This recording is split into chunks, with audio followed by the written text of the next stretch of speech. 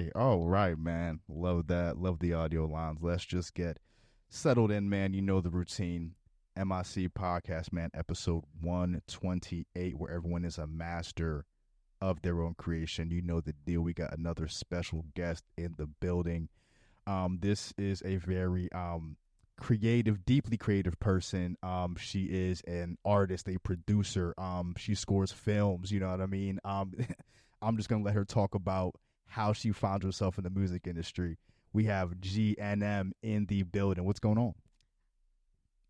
That was a great intro. Thank you. No, I appreciate it. I've No, never had such an intro like that. oh no, no. I'm glad I was able to, do you justice. But no, I mean it's deserved. Just even in my research, I was just kind of again just getting into everything that you're into, and it's just again just as I peeled back the layers, I'm just like super creative. Okay, actually like super creative.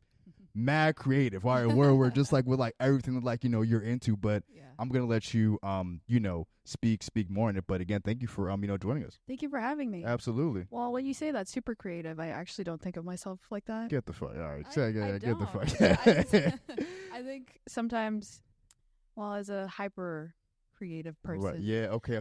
I like that. I like that. Hyper creative. Right. Yeah, as in like everything I do, I try to make it about creating something, Sure, putting right. something out into the world, Absolutely. as opposed to making it about myself. Yeah. Yeah. So- No. And I could even just get that you're creating from a very pure space, Thank you. and it's very just internally driven. Yes.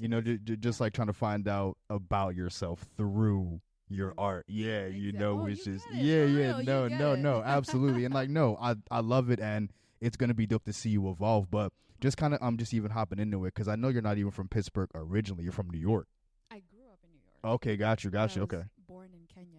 Oh So wow. I have Okay. a little Yeah. backstory A there. little when did you come to the States?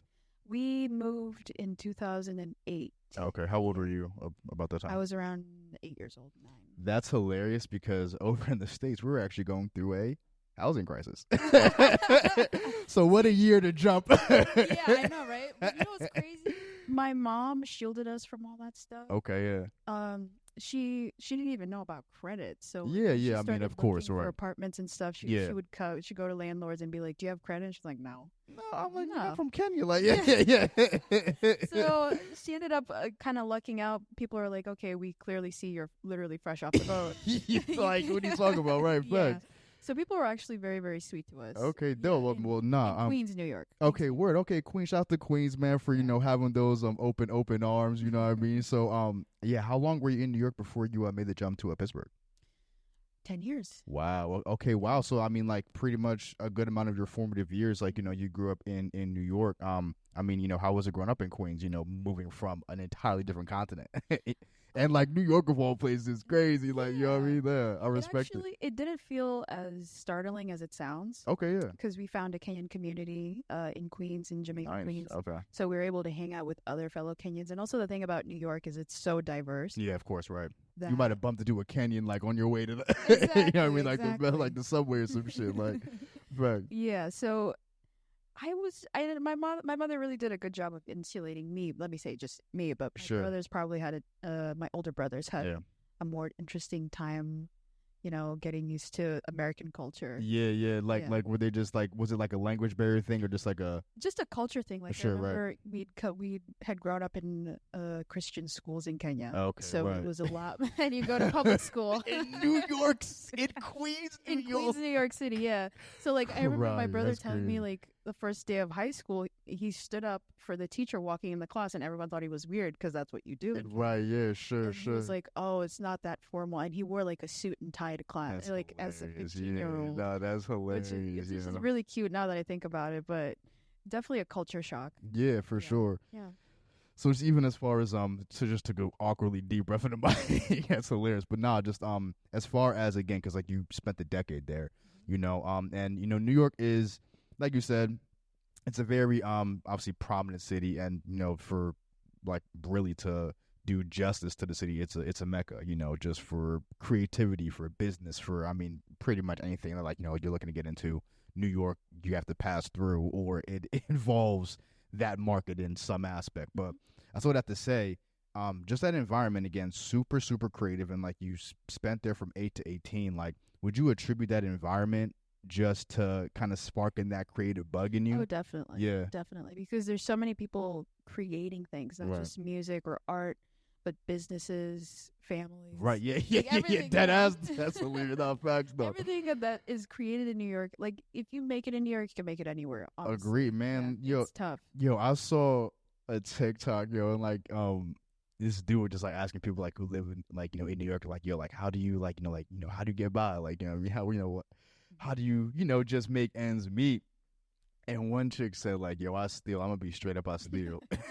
I was like, yo. Said that on the internet? Yeah, no, facts. It's like, yo, I steal. Because it's just, like, it's mad expensive to live out there. So, I mean, again, because, like, you were obviously, like, younger, so, like, obviously, like, parents did an incredible job of, like, taking care of you. Like you said, like, your mom was, like, a huge part of, like, just providing that safe space, you know what I mean? Just even in moving from Kenya. But, like, how did you, again, like, you personally, like, just even navigate this, creative spark that you found?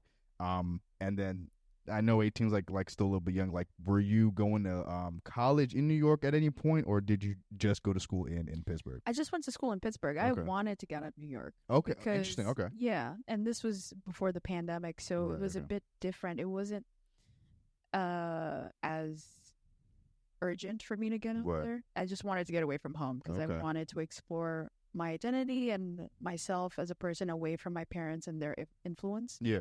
So that's why I honestly didn't apply to any schools in New York City or surrounding states. I was like, I'm out of here. Yeah, facts. But then when the pandemic hit, I went back home and lived there for a while, and I was like, this lifestyle, this pace of life is just a little too crazy for me. Right. Yeah. After especially being in Pittsburgh where everything was slowed down. Absolutely quiet, right. Yeah, facts. I really started to appreciate just how calm and centered I could be here. Right. As opposed to New York, everything is go, go, go all the time. I mean, because that's how you make it. If you miss a week of work in New York City, like you are very, very, very likely to get into some problems, Damn, that's crazy.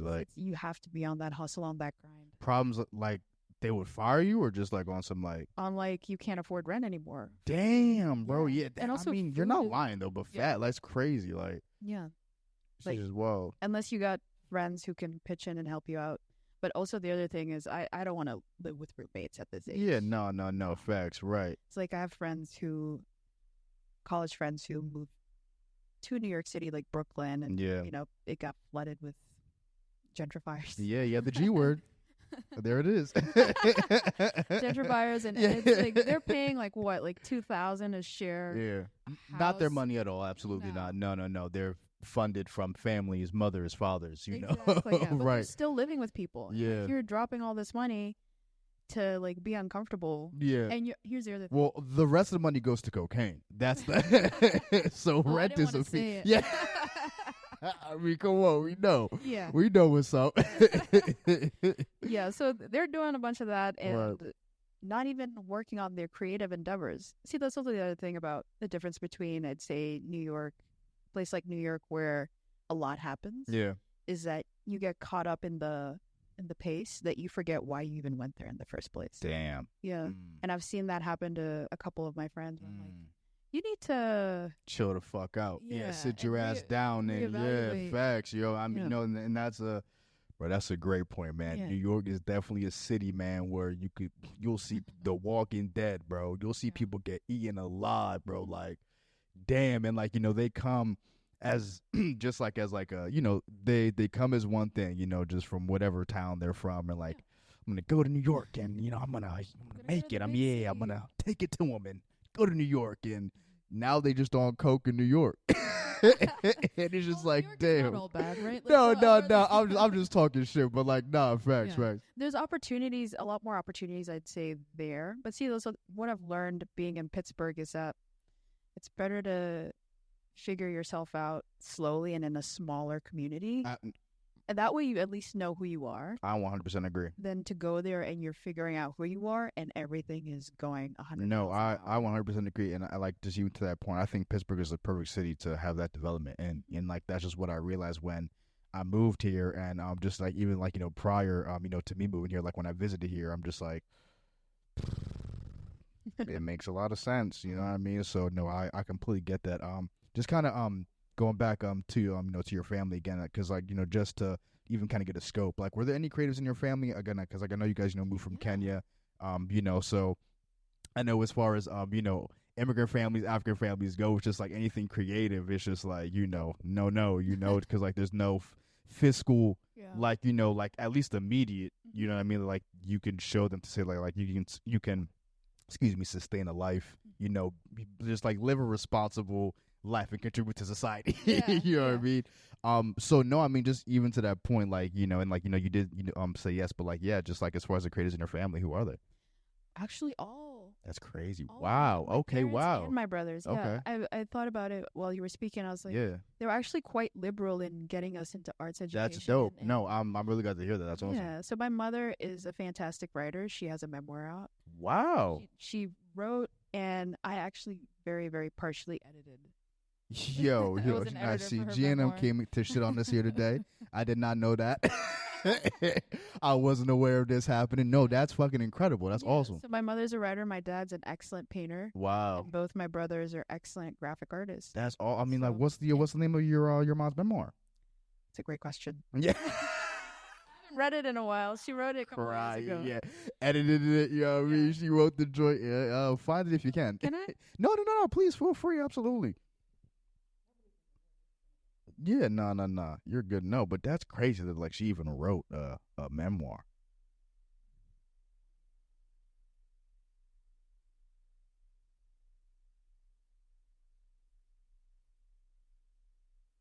Just bear with us, y'all. And I'm looking up her mom's book.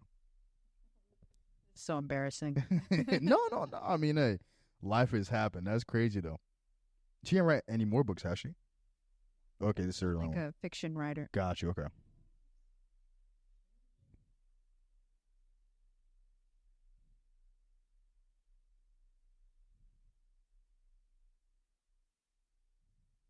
Yeah, I was about to say, yeah, that's what I'm saying. Like, if you remember it, plug it. But that's crazy. So, all those, I mean, again, just even like as far as your mom's book, like, how did you go about helping her edit that? Like, did she just like send it to you and be like, hey, like, what do you think? Well, we had a lot of time during the pandemic. Well, fair enough. Okay, so is that what she wrote it? I wasn't in school at the time. I was working on defining my major.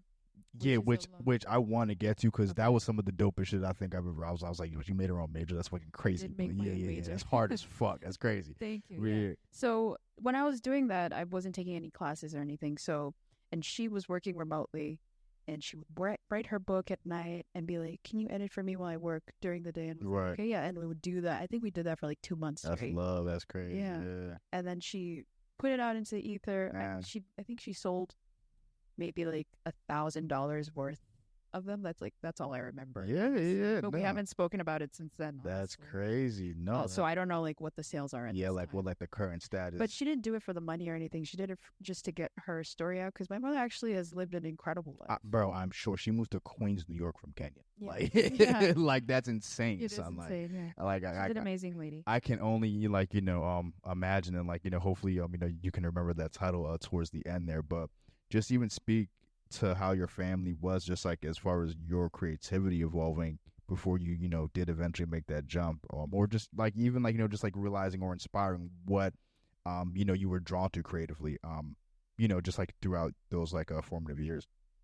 What I was drawn to, I think I was drawn to things that made me feel something. Yeah, right. Like at a particular point, I remember when Michael Jackson died and everyone was in Michael mania. Yeah, right. I heard his music for the first time and it like hit me in my chest. And that's when I started searching for that feeling. Wow. Again. Interesting. And so I got into guitar playing. That's when because his guitar player on that tour was going to be on the tour was the first female guitar player I'd ever seen in my life. Oh, really? Yeah, and she was shredding up and down. I was like, what is that? Yeah, right. So that's how I got into guitar. But how I really got into the medium of music is that it just hit me really, really hard. Interesting. Yeah. That's crazy. I kept searching for that. And I expanded my horizons. I got into Janet Jackson. I'm a Yeah, huge right. Janet fan. I Yeah, think I'm right. a bigger Janet fan than I am a Michael fan. I mean, listen, if you want to argue me down, like I would listen to it. You know what I mean? Just because. But I mean, I'm gonna just like from a default, I'm gonna land. I mean, Mike was just he was a different nigga. You know what I mean? He just had that steez to him. But Yeah. no, but I mean, Jan is right there. You know what I Yeah. mean? Like she's. I mean, like as far as the siblings go, 1A, 1B. You know, so Exactly. right.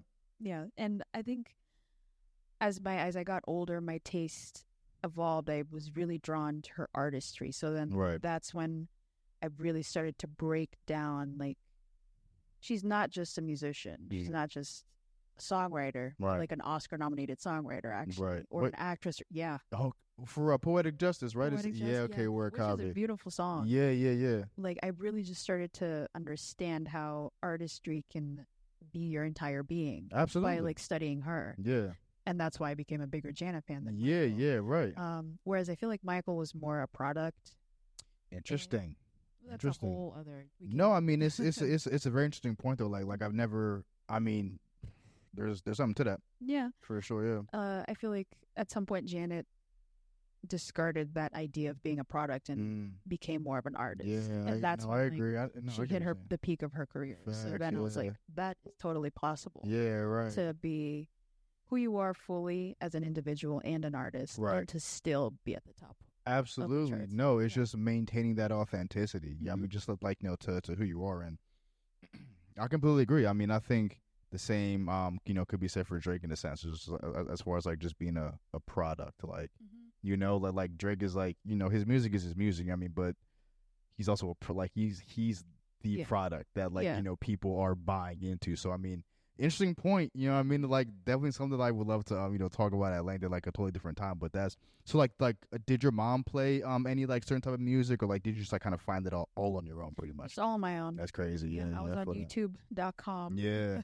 no facts. Yeah, And just doing the work. doing the work. I will give her props. She bought me my first guitar when she really didn't have the funds too. That's For my love. 11th That's birthday. dope. That's Yeah. super dope. So I really and got me into well, I did my lessons.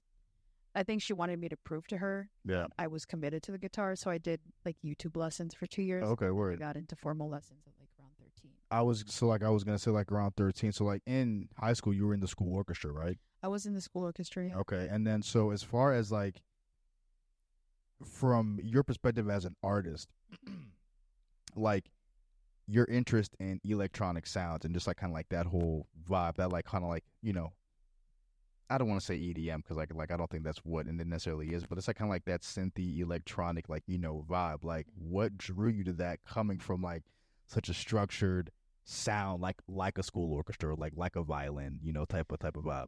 Well, I actually didn't start to make the connection that electronic music and classical music are actually very similar. Interesting. They're very similar. How so?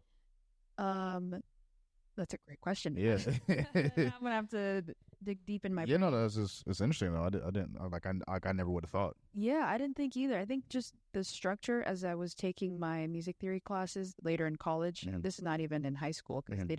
we didn't do a lot of theory in high school. We Yeah, did right. more, Makes sense, like, right? Play the violin. Technique, Yeah. techniques. Play. and at least learn how to do it. Yeah, right. But once I got into theory and started to understand how songs historically were written Interesting.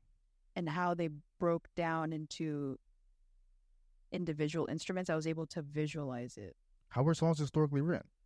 Well, classical music. Okay, yeah. Like Bach and Yeah. and all those. Yeah, Bach. Bach and all those. I know dudes. Bach and You them. know what? Yeah. Now that I'm thinking about it, I'm Yeah. realizing all those theory ideas went in one ear. Yeah, right. But I We're not looking for like a dissertation or nothing like that. No, Yeah, no, just no, like, you can just go through bullet points and just like, I don't even have bullet points. and I respect it. I just know that they're similar in my head. Okay, somehow. copy. Yeah, I don't have the evidence. I'm sorry. No. Trust me, this is not a this is not a pod that This is that not requires or uses evidence. You feel me? So Yeah. you're all good on there. But that's like super interesting. So so there wasn't as much of a jump initially from just like kind of like going from having at least that base of musical experience, playing the violin, playing the guitar, then, kind of going into like that, like electronic sound. No, it wasn't. The only big difference was Yeah. the software, using the computers. Of course. Yeah. Okay. Gotcha. And learning how to record myself. Okay. But was there I'm not really trying to think. Okay. How did I even get into that? I think that's just the way the music industry went. And I was just a kid being like, okay, this is how it goes. Any particular artists like kind of jump out to you when you were kind of just even looking for inspiration, or just like looking who was the best and what you were I was trying to do? Yeah. Well, I'd say for guitar playing, I'd definitely say John Mayer. Okay. He's a big pop guitar player. Yeah. That's what I want to be, is like not a pop artist, but a popular artist. Yeah. And his guitar playing, it speaks to the masses. Sure. So even if like people aren't into him, like, music nerds are like, yeah, whatever. Mm-hmm. I'm like, he is still performing for stadiums. Dog. At 45 on a solo tour. I saw a little like clip of John Mayer and Kanye, right? And like, bro, he's like, yo, how much that Jesus piece cost? He's like, well, like 15. He's like, word. Mm-hmm. This watch right here, this costs about 40. About 40 on the wrist. He said, yo, go listen to Daughters. Bitches. Yeah, facts. Yeah, yo, go stream Daughters. Like, I was like, I respect. Yeah, right. Just something unassuming as fuck. Like, I'm just like, yo, shout out to that. So, he's a great songwriter too. So no, absolutely right. So both of those things, not the person necessarily, the artist. Sure.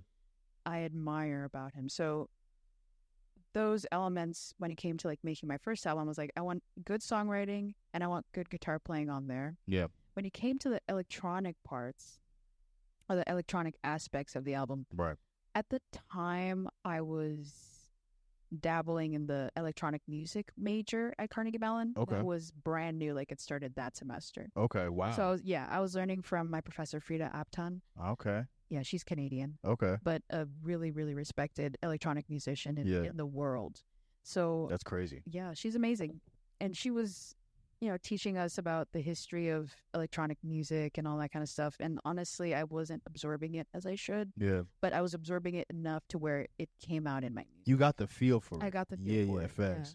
So you ask me, where did the EDM come from? School. Yeah, okay. But like that's like a factual source. I mean, like a lot of like, again, man, like I think I attribute college to like a lot of, obviously, like I don't think it was I didn't finish college like a perfect human being. No, neither did I. Still had a long way to go, you know what I mean? But like just like, like a lot of like fundamental elements of just like, who I was in a sense, were just, kind of formed in college. So like, I mean, that's definitely like a whole new program that you were just like, let me try this out. Yeah. And then boom, it just like sparked this whole like, yo, like you could do like, who is this? Like, what is going on? Like, and it's just, it's that easy. Yeah, for sure. For sure, yo. So you just mentioned like you went to Carnegie Mellon. Yes, I did. Crazy. I mean, for those who don't know, Carnegie Mellon University, pretty good school. So shout out to that.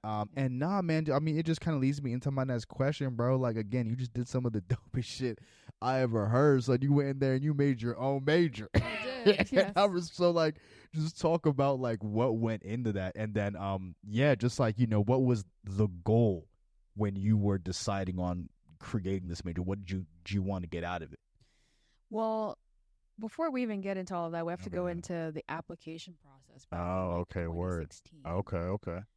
I almost didn't apply to Carnegie Mellon because they had, and I was applying as an engineering student. They had this supplemental essay on top of all the other essays I had written for the others. So I was like, man, supplement these, bro. Let me get in that bit. Right? So it was, I think, one of the last schools I applied to. And the supplemental essay I didn't even think was that good. So I had applied as an engineering student, and I had the supplemental essay talking about how I wanted to be an environmental engineer. Okay. And stop climate change, which is very young and naive. Young Greta. Yeah, right, young Greta. Young Greta. Exactly. I respect it. And I had actually some musical supplements. So I applied as an engineering student with the essay plus 2 clips of me playing guitar and violin or something like that. All right. So I already had they knew that I was musical. So I got into got into CMU. I started in the fall of 2017 as an engineering student, as a civil and environmental which engineer. is you mentioned that, but I just even glossed over that. So you were in engineering originally. Yeah. Crazy. All right. Yeah, for 2 years. 2 years. For 2 years, yeah. Damn. Okay. And that was way too long. Cause yeah. Son, I saw because like I went to Penn State, so like my freshman year roommate was an engineer. Mm-hmm. And bro, I mean, first off, I'm like freshman year, obviously, right? So I'm there. School is, I forget I'm there for school. Right. But then I see, bro, this nigga's coming back stressed about homework. Mm-hmm. I'm in there just high off however many bone grips I've taken. Yeah. And I'm just like, oh, bro, that looks tough, man. Like, and the homework is like 2 questions. No, but it's just like, so the fact that they, like, and like, there was even classes like they called them like weed out classes where like they make it purposefully hard. So like again, like it weeds out the people that aren't really there about engineering. Oh, exactly. So the fact that like you were in there for 2 years, bro, is crazy. It is crazy. I wonder what took me so long. Yeah. Like at one point, like what was like the breaking point for you? Just like was it just one equation? Just like no, y'all got this. Yeah, y'all are bugging. Like yeah, I think it was one semester where I failed like 2 classes or something. And I was like, this is not for me. I'm just like pushing. Look, E for engineering. yeah. I talked to my counselor. I was like, I can't do this anymore. Yeah, right. I was crying. I'd lost hair. Damn. Yeah, damn, look what, that's crazy. At like 18 years old. That's wow. Look what engineering majors have to go through. That's crazy. Losing scout presence. That's crazy. Like, before you're 20. Yeah, like, come on, son. Like, that's wild. So, yeah, I spoke to my counselor. Actually, I told her, I was like, I'm leaving Carnegie Mellon. I can't do this anymore. Oh, shit, okay. I'm going to go transfer to a CUNY, City College of New York. Okay. And like finish out or start over. That's what I was going to do. I was going to start over as a music major. Wow. As a sound engineer. So she was like, no, don't do that. Because at the time, this is really where I lucked out. A lot of people had left from the class, from my graduating class of 2021. How just like let's CMU period. Just a let's CMU period. And they're like, this is becoming a problem. We actually we crunched the numbers. Yeah. We actually need you to stay. So I think they worked a little bit harder to keep me. Sure. And that's when they were like, okay, you don't want to do engineering. You're not good enough to make auditions for the School of Music. Damn. Well, they didn't say that, but I knew that. Types, that's crazy. All right. So they were like, what can we do? You can define your own major. And I was like, I can. It's like, yeah, you have the grades for it. I was like, okay, so what does that mean? No. And they said, well, basically, you can decide what you want to take, but you have to model it after an already existing major. So I went to Interesting. Okay.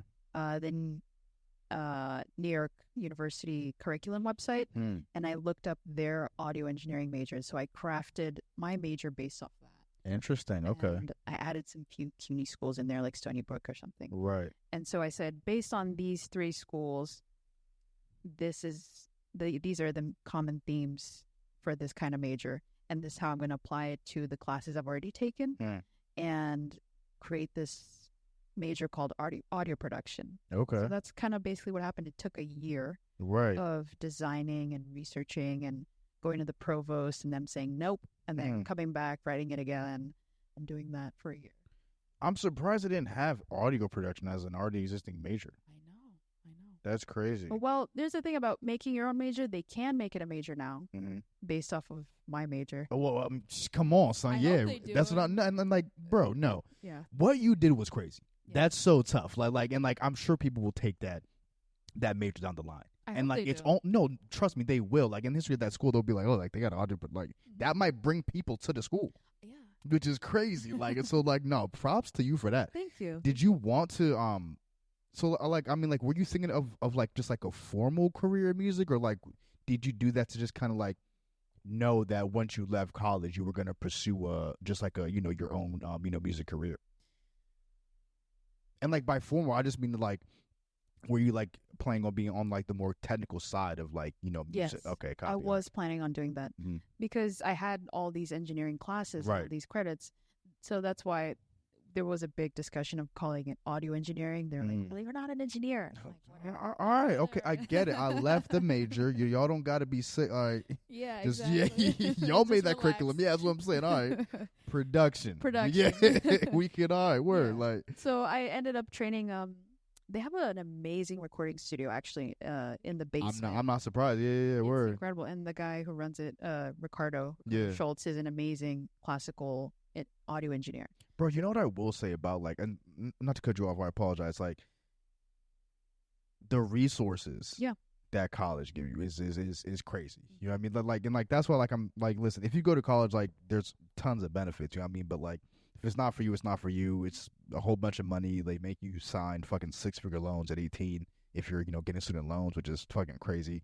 You know? But no, yeah, I mean like the fact that like they have that recording studio like in the basement is super dope. It is really dope. Yeah. So I trained in there for about 2 years, like running sessions, wiring, all that kind of stuff, Right. learning how a studio works. And that's what I was planning to go into. And then I realized, oh, there are no studios in Pittsburgh. Damn, yeah. Right, damn. And so I was like, I'm going to move to LA, fresh out of I'm going to move to LA. Hey, I've been there. That didn't work out immediately. Right, yeah. I was like, oh, I don't have any money, actually. Wait, now I'm thinking things over. Yeah.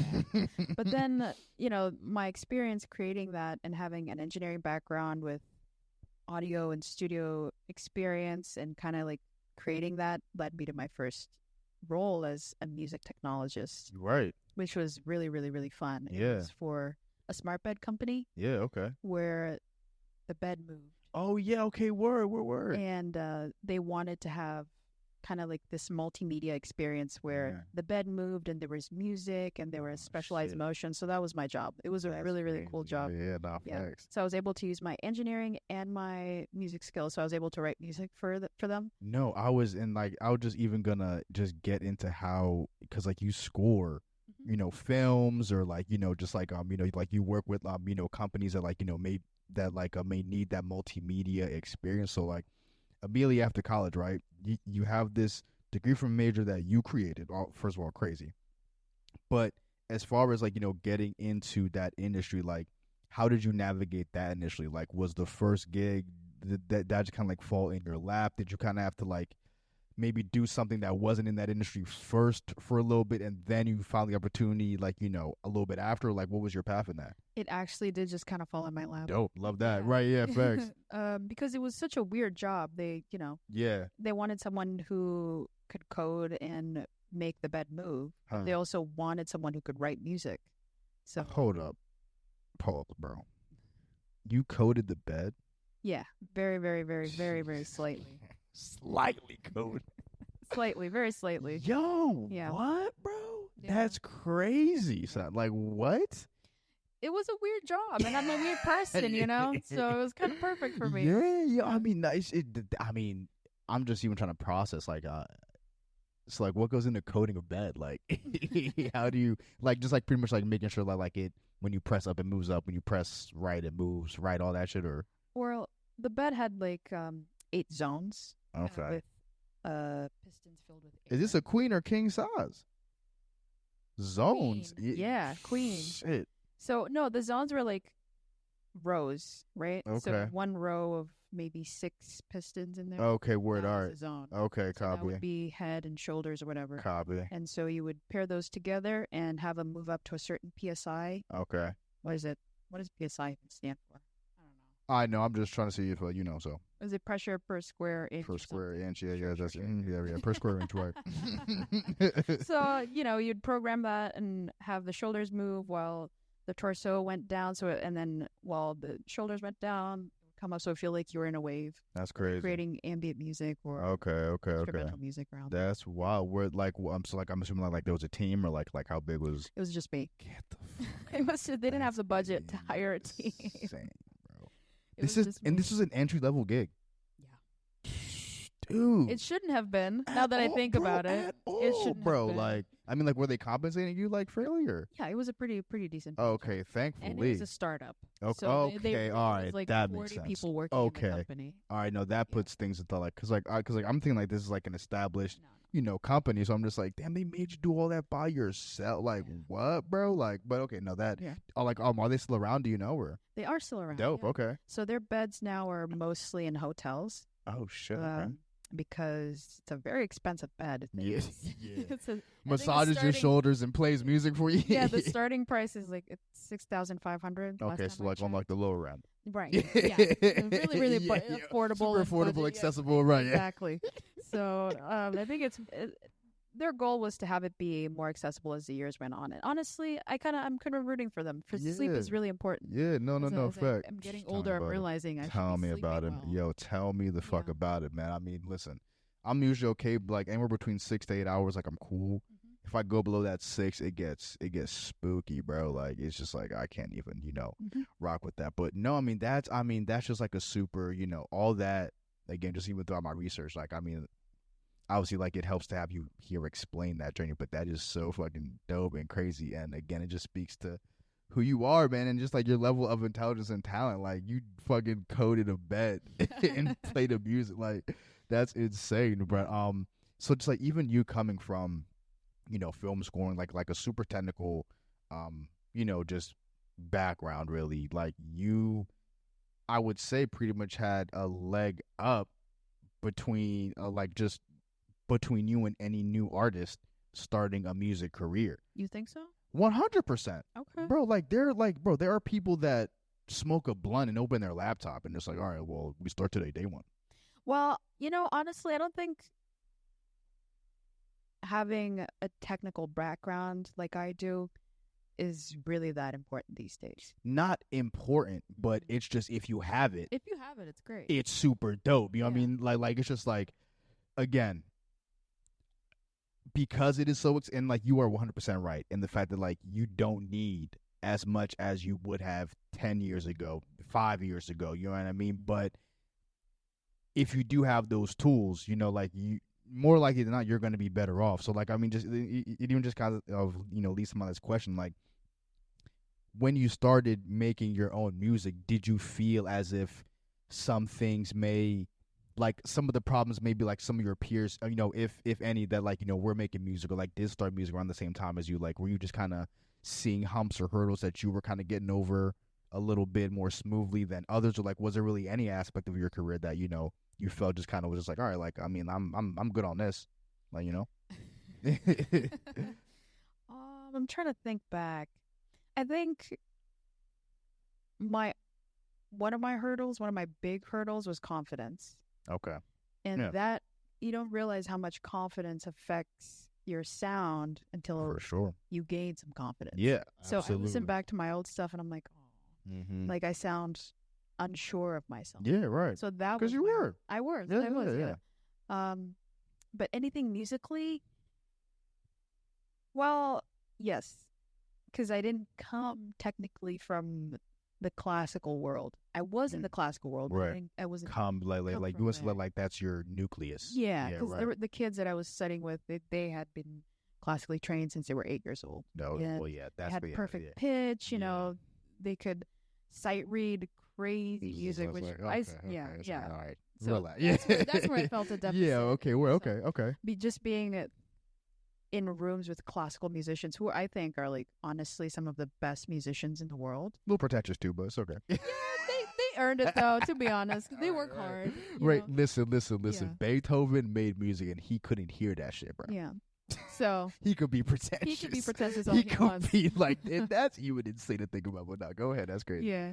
So that's where I really felt like I was lacking. But then also think it's tangent. I mean, classical musicians they're not very creative.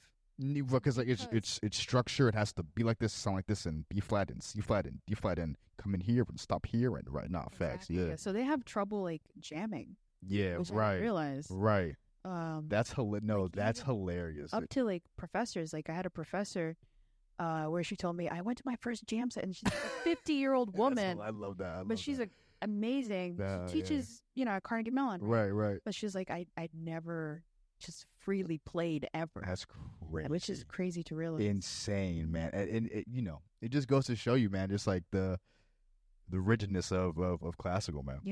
Yeah. Which is crazy. So I felt kind of like an outsider in that world. No. I still am an outsider. Well, because like that's not necessarily like it just wasn't your world. I mean, it's just like you were there just by nature of like like you played violin and it's like it was something to do. Like you did like music. You know what I mean? So like it was an element of that to it, but it's just like this is not. I mean, just even to that, like I used to host a radio show in college, and it was cool. I mean, love that, man. Shout out to the the PSU student radio station, but even in a sense like there's like some shit like I couldn't talk like this on the fucking radio show. Like I couldn't. I probably cursed like 15 times in like the last 30 seconds.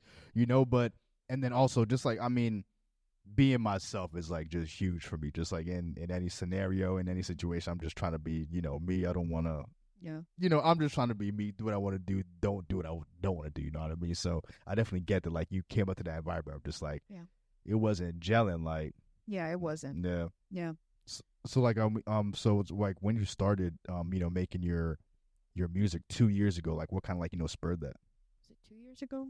Actually 5 years ago now. 5? Okay, because like I was on Spotify and like your first I guess album was in 2022. Yes. But you were making music prior to that. Oh yeah, I was writing that album. I started writing that album 2019. 2019. It took Okay. me 3 years to release it. Wow. Self-release it. Wow. And now I listen to it, I'm like, it's not that good, but it was a journey for me. Yeah. Yeah. What was your question? Sorry. Yeah. No. I'm just so like just kind of like going back because like we talked about the rigidness of classical and that like once you kind of were outside of that rigidness, just like how was it like what made the initial pivot to you just starting your music career 5 years ago now?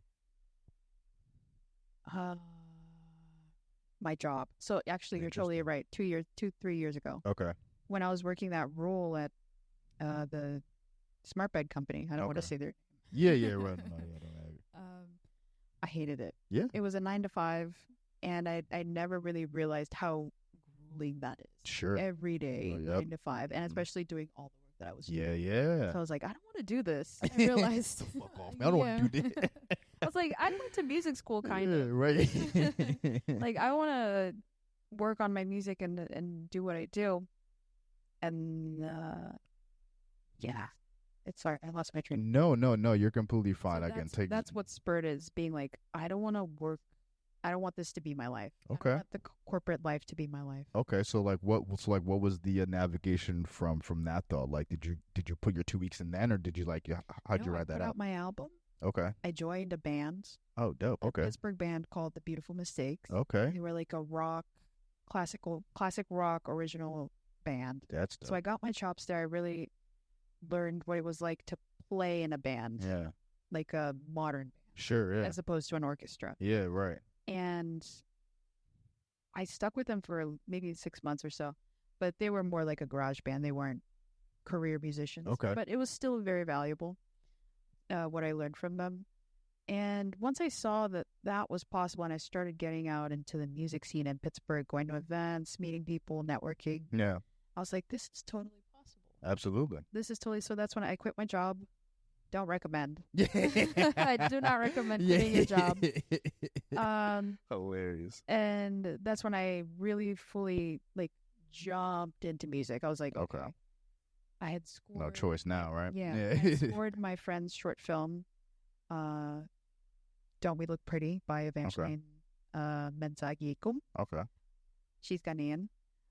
We went to school together. She also designed her major. Fire. That's crazy. She's a visual artist. Okay. So I and a filmmaker. Yeah. So crazy. I scored her doctor too. Film. Yeah. I scored her, and then I was like, oh, I guess I can do this. Yeah. Right. So I went and got an agent. Oh shit. Yeah, okay. And started hardcore pitching, writing every day, composing 3 songs a day. Okay. And sending them to her. She's in South Africa. Okay.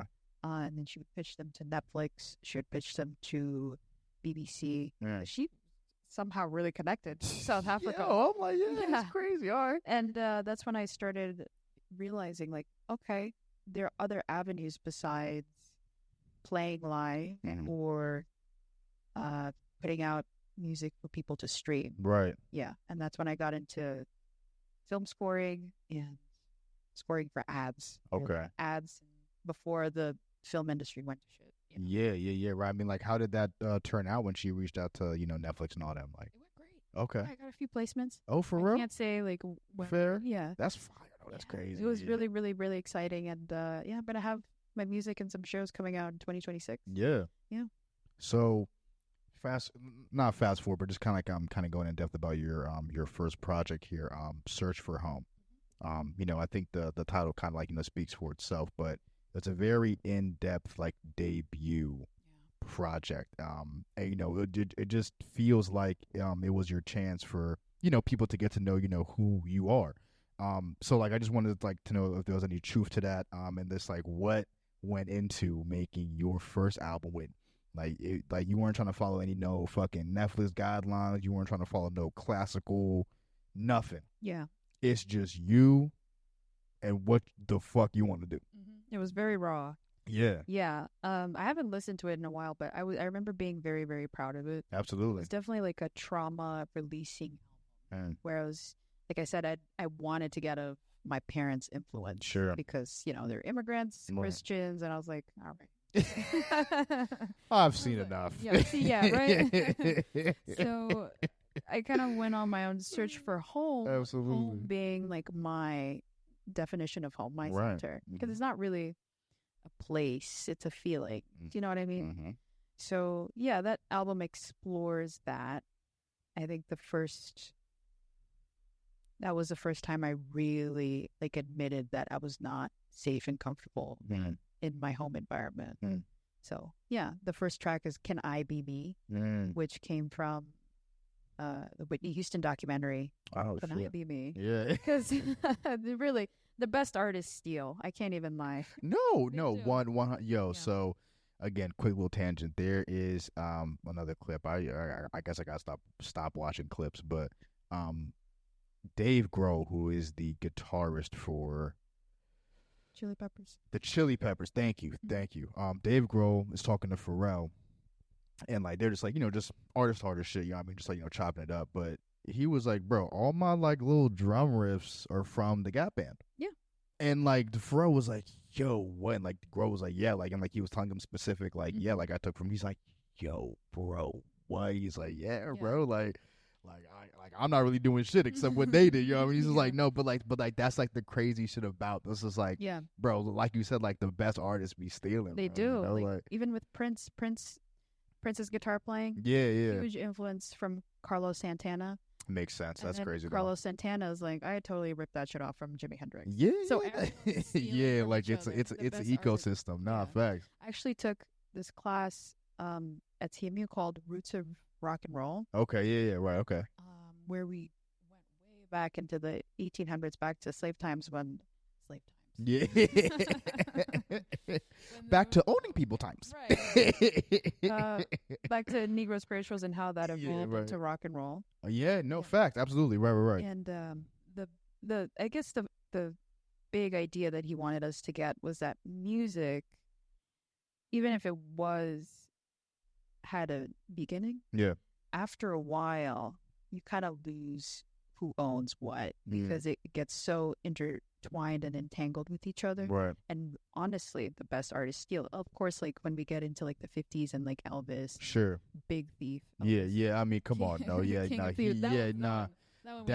He's a cat burglar. Yeah, right. But the general ideas of that music, like everyone was influencing each other. Yeah, sure.